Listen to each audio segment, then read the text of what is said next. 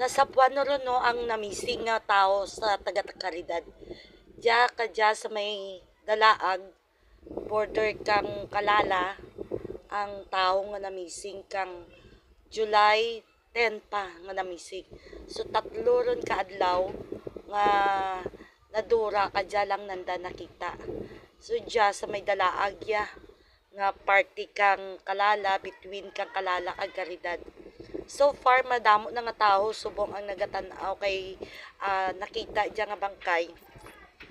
Mismo diya galutaw-lutaw ron ang bangkay ka sara ka tawo nga na-confirma amo diya ang tawo nga namising kang nagligad pa nga adlaw nga ginapangita kang asawa nga gin-interview kang DYKA ang asawa kag ang nanay sang tawo sang person ngaya.